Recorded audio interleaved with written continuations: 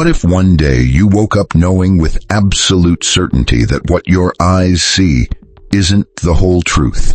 What if you found out there's another way of seeing, not with your physical eyes, but with the eye of your soul? This isn't just a regular journey, an exercise in imagination, or a poetic metaphor. It's a revelation hidden beneath layers of conditioning, fear, and forgetfulness. Today, we're going to cross that threshold. Welcome to the secret technique for activating the third eye, the sacred gateway to inner vision.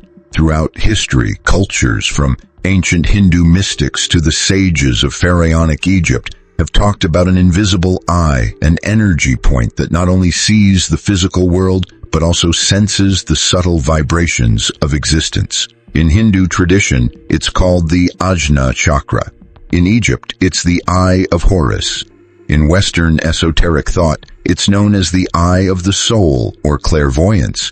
But why was this ability so closely guarded? Why did it become forbidden knowledge? The answer is simple, yet deeply unsettling. Because seeing with an awakened third eye means seeing the truth. And truth, when it can't be controlled, is dangerous to those who want to keep humanity asleep. Activating this center of perception isn't about spiritual trends or curiosity. It's a revolutionary act.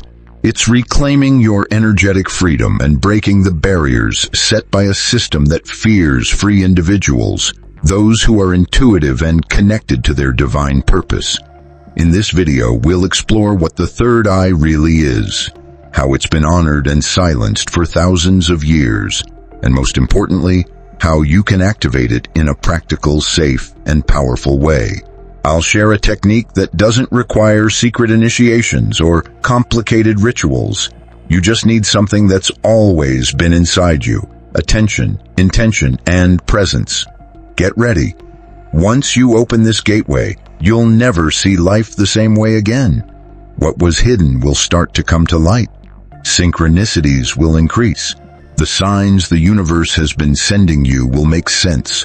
And most importantly, you'll start to remember. Because the third eye doesn't take you somewhere new. It brings you back to yourself, to the part of you that always knew, the part that observes with the soul. Are you ready to see beyond? If so, stick with me. What comes next could be the first step toward the most important awakening of your life. Long before modern science tried to explain perception as just neural impulses, ancient civilizations knew that humans have an invisible organ meant to see beyond form. This organ, located right in the center of the brain between the two hemispheres, is the pineal gland.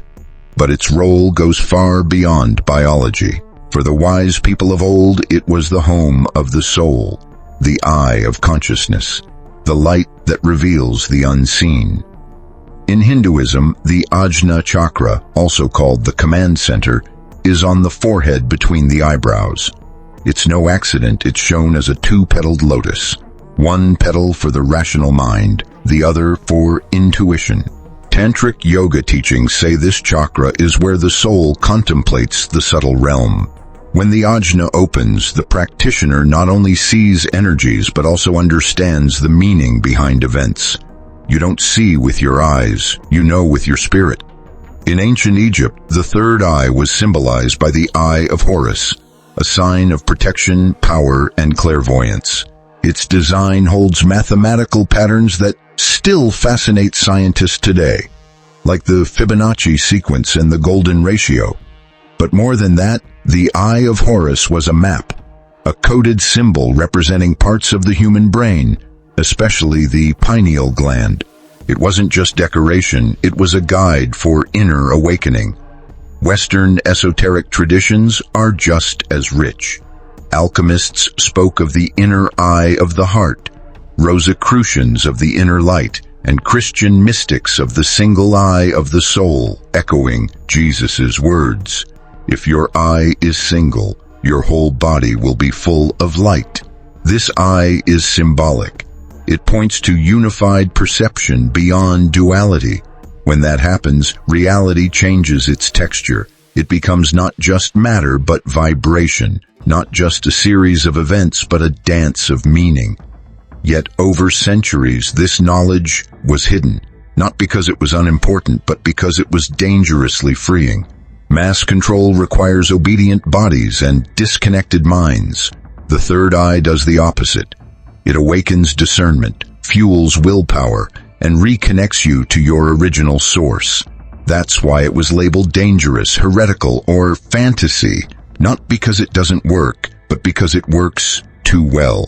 Today, amid digital noise, constant distractions, and fake lights, returning to this wisdom is more than curiosity. It's a call from the soul. Inner vision can't be bought or forced. It's something you cultivate. And the most powerful part is that it's never been fully closed. Just dormant, waiting for you to awaken it. And that awakening starts now.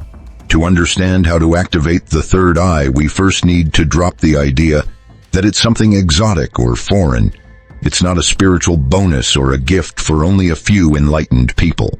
It's part of your original design. It's like a bud inside your mind, always there, waiting for you to pause, notice it, and breathe. The third eye isn't an eye in the literal sense, but an energy center that corresponds physically to the pineal gland. This tiny pine cone-shaped gland sits right in the middle of the brain between the hemispheres, and its location is no accident. Many cultures say it's the link between humans and the divine. The pineal gland releases melatonin, which regulates sleep cycles, but ancient texts say it also produces a mystical substance called DMT, dimethyltryptamine, a visionary molecule that opens the door to spiritual perception. This substance is still debated by modern science and has been called the spirit molecule. But you don't need to take anything from outside to access it. You just have to awaken the natural channel for that vision to flow, your focused attention. How? With intention, breath, and a specific technique. But before I share it, one key thing to understand. The third eye isn't just about seeing visions. Its real job is to reveal what's behind appearances. It's the center of clarity and sacred discernment. Activating it doesn't mean hallucinating. It means seeing more deeply what's already in front of you. The hidden emotions of others, the universe's synchronistic signs, the unseen patterns in your own life. This forbidden activation technique wasn't banned because it's dangerous, but because it transforms you. It makes you less easy to manipulate, more intuitive, more connected, and in a control-driven system, that's a problem. Here's the first step. Create a field of silence. The third eye doesn't open in noise or rush. It needs stillness, but not just outside quiet. It needs inner calm, the kind of silence you get when you step away from the non-stop flow of automatic thoughts and bring yourself fully into the present moment. Step 2 is focus. Not forcing your mind, but a gentle vibrational focus. Bring your attention softly to the center of your forehead. Picture a violet light starting to pulse there. You don't have to actually see it with your eyes closed, just sense its presence. This light looks inward like a beacon shining from your soul. Step 3 is rhythm. The third eye opens best with conscious, steady breathing. Breathe in for 4 counts. Hold for 4. Breathe out for 4. Rest in silence for 4. This square breath is used in many traditions to help access inner vision. As you breathe, imagine each cycle feeding that violet light in your brow. Slowly the light spirals like a galaxy waking up. Each rotation lifts a veil. Each exhale releases a false belief. Until one moment when you're no longer imagining, you're remembering how to see without eyes, how to perceive from your sacred core. This is just the first half of the journey, the preparation. Lighting the beacon. Once the third eye's light starts to awaken, something shifts, subtly but forever. You can't look at the world the same way. There's a glow behind objects, a whisper in empty spaces, a resonance in words that once felt flat. This isn't a hallucination. It's your first glimpse of subtle vision, of that invisible layer that's always been there but hidden beneath the obvious. Activating the third eye is only the beginning. The real work is keeping that perception steady. Like a spiritual muscle, the Ajna chakra needs regular practice to stay clear. Many beginners chase quick, flashy experiences, colors, lights, visions. But the true vision of the third eye is quiet, deep, sometimes uncomfortable, but always revealing. One early sign you've begun seeing from this center is heightened awareness of others' emotional and energetic truth. You start to notice when someone's words don't match their vibe. Your body becomes a sensitive radar, picking up the mask behind the face, the real intention behind the speech. This sensitivity isn't about judgment, it's a call to awakened compassion. We all navigate layers of unconsciousness, and now you can see those layers. But this new vision also brings challenges. The first challenge is spiritual ego. When the third eye opens, the ego might try to claim the gift, feeling special, superior, enlightened. Many lose their way here. But the true seer doesn't seek attention. They seek to serve. Seeing more is not a prize. It's a responsibility. The second challenge is over-opening. If the third eye opens too fast or without grounding, symptoms like insomnia, anxiety, or feeling disconnected from reality can appear. That's why it's important to stay balanced with the lower chakras, especially the root chakra. Spiritual vision needs to be rooted in the earth to avoid drifting away. Think of it like holding a powerful flashlight. You have to grip it firmly so it lights the way without blinding you. How do we keep this perception steady? 1. Daily ritual. Short, consistent practice beats occasional long sessions. Just a few minutes at dawn or dusk, focusing on your brow and breathing in silence, keeps the channel clear. 2. Vibrational discernment. Be mindful of your environment, conversations, and what you consume. Everything either feeds or clouds your inner vision. If something dims your light, notice it. If it lifts you up, nurture it. 3.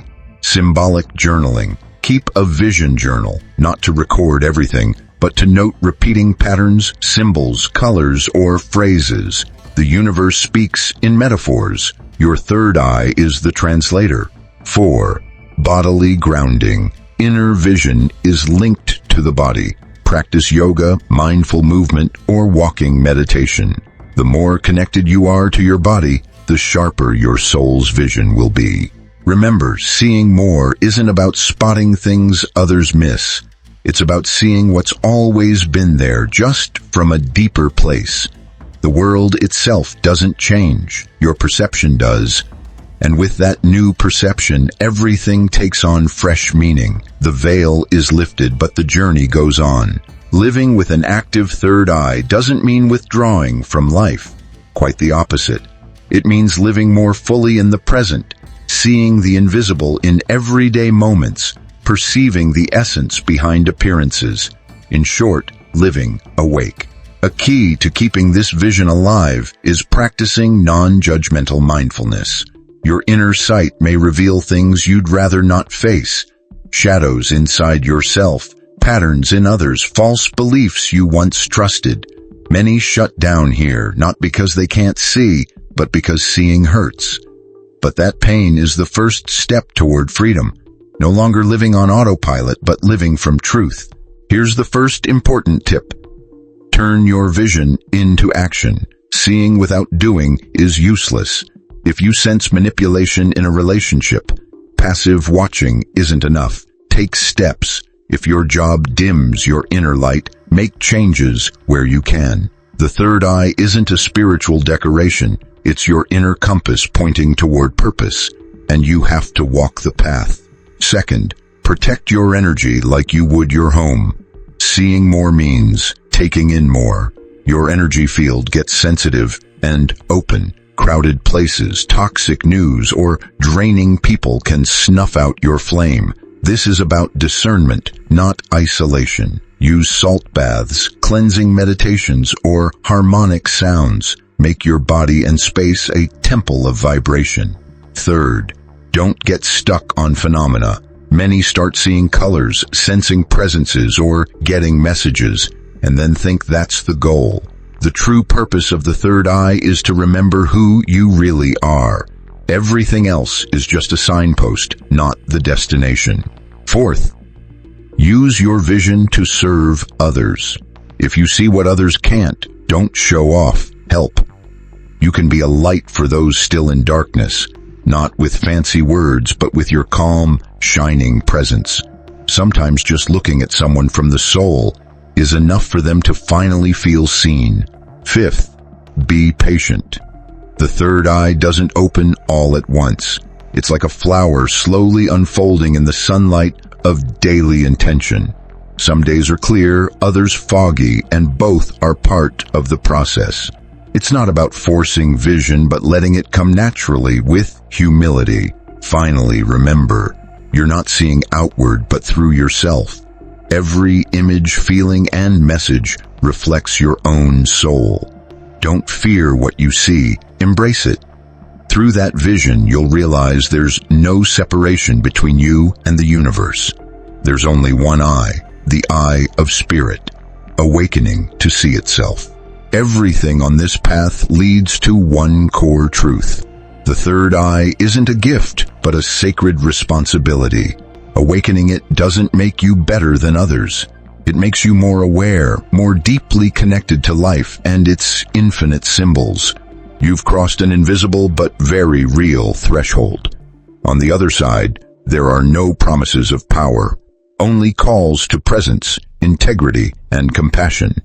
We've journeyed together through the mysteries of the pineal gland, explored its link to inner light, ancient practices that activate it, and the challenges of keeping that vision open. You've learned that the forbidden technique isn't secret because it's dangerous, but because it restores the ability to see without filters. In a world where many prefer the comfort of blindness, to truly see is to rebel. But what does it really mean to see? It means perceiving what's beneath the surface, discovering the invisible web that connects seemingly random events, understanding that every encounter, word, and emotion has a deeper vibrational root. To see is to step into the sacred geometry of existence and realize nothing is out of place. Even chaos has its pattern, even pain its lesson, and the universe is working with you, not against you. This awakening doesn't happen in a sudden mystical moment, but with every conscious choice you make. Choosing silence over judgment, compassion over reaction, presence over distraction. The third eye isn't a tool to escape the world. It's a gateway to live more fully in it. Now that you know this, there's no going back. You can't unsee what you've seen. You can't pretend not to know. And that's a blessing, because in this new way of seeing, even the smallest things, a breeze, a glance, a repeating number, a tear without reason, become messages from the universe reminding you that you're on the path, ready but not alone. Share this vision, not by forcing it, but by inspiring others. There are still many eyes closed, waiting for a word, a story, or a look to remind them of what they've forgotten. You can be that light. And if this message has touched you, if something inside you has awakened, I invite you to subscribe to the channel, leave a like, and share this video with fellow seekers, not for the algorithms, but because light grows when it spreads. Remember, it's not about seeing new things, but about seeing with new eyes. Open your vision, live clearly, and let your inner gaze always be a bridge to the sacred.